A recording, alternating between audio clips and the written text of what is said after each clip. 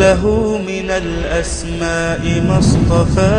ایک ایلیگیشن ہے اسلام کے اوپر، کافی دیر سے چل رہا ہے، خاص طور پہ اس صدی میں تو چل رہا ہے کہ اسلام کے اندر صرف اور صرف ٹیررزم ہے، اسلام برا ہے، اسلام بیڈ ریلیجن ہے، اسلام سے دور ہو، مولویوں سے دور ہو، یہ مولوی ملٹے جو ہیں ان سے دور ہو جاؤ، یہ تو گمراہی کے رستے ہیں، ان کو کٹ آف کر دو، کسی طرح سے کٹ آف کر دو.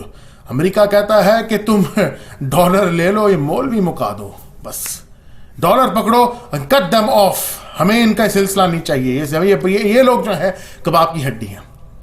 اسلام برا ہے، اسلامی لوگ برے ہیں. نبی پاک نے فرمایا تھا بدا الاسلام غریبا وسيعود كما بدا غریبا فطوبى للغرباء. That the time will come when Islam will become غریب. یہ غریب وہ نہیں کو مفلس ہوتا ہے جس کے پاس پیسے روپے نہیں ہوتے، یہ وہ غریب ہوتا ہے جس کو آپ کہیں دقیانوسی، barbaric inverted کوماس، these uncivilized anti social characters. یہ وہ لوگ ہیں جو اچھے لوگ نہیں ہیں، جو بیکورڈ ہیں، دقیانوسی ہے، مولوی ملٹے ہیں، ان کی تو داڑیوں کے اندر کھانا گھسا ہوتا ہے، ان کو تو محفل میں بیٹھنے کی تہذیب نہیں ہے، یہ وہ لوگ ہیں. تو نبی نے فرمایا تو جب اسلام غریب ہو جائے تو تم بھی ساتھ غریب ہو جانا، کیونکہ جب تم ساتھ غریب ہو جاؤ گے تو پھر فتوبہ، پھر تمہیں مبارک ہے، کیونکہ تم بیسٹ ہو جاؤ گے اس ٹائم. کیونکہ ہم پر ایک ایسا وقت اسلام کا آج آپ اسلام کے اوپر آ چکا ہوا ہے کہ ایک تو ہے لیک آف ایجوکیشن، لوگوں کا علم نہیں ہے، پھر ایجوکیشن بھی ہے تو ایک طرفہ ہے، یک طرفہ ہے، یک چشمی.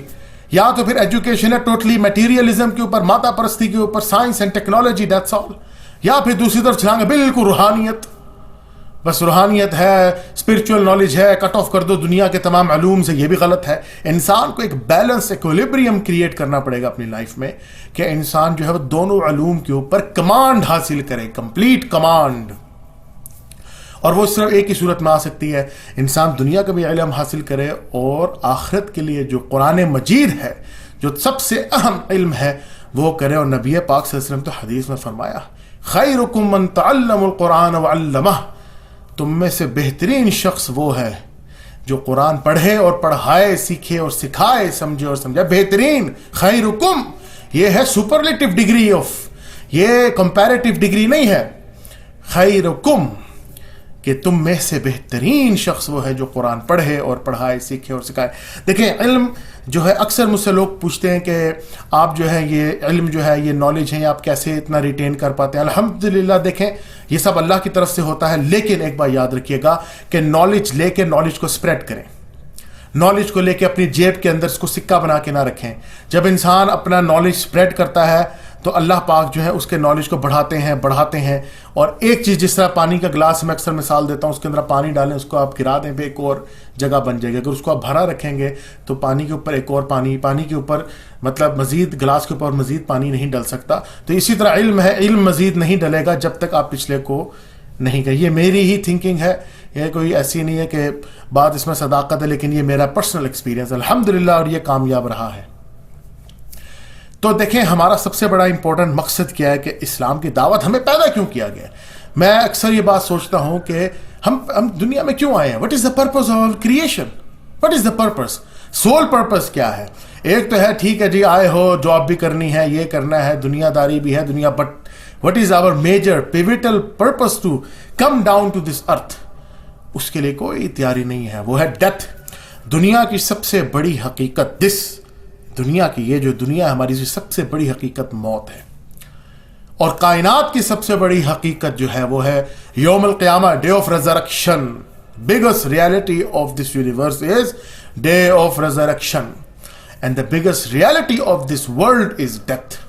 Nobody had escaped from death. اور یہ حقیقت ہے، اور اس حقیقت کے لیے ہم لوگوں کو کتنی تیاری کرنی ہے، کیا کی ہے، یہ ہے مین چیز.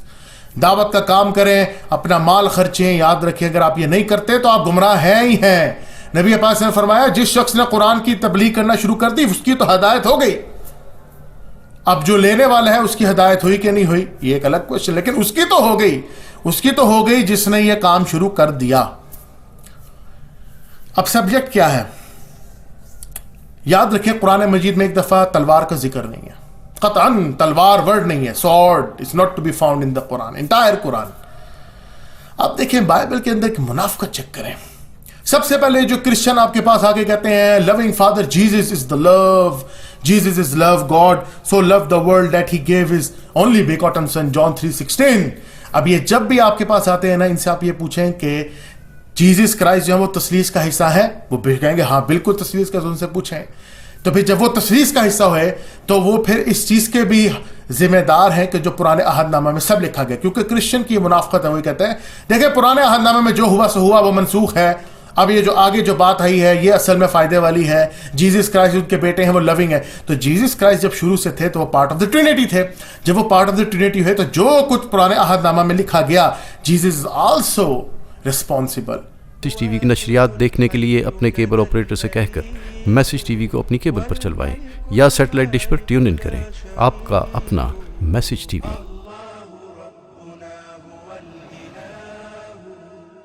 له من الأسماء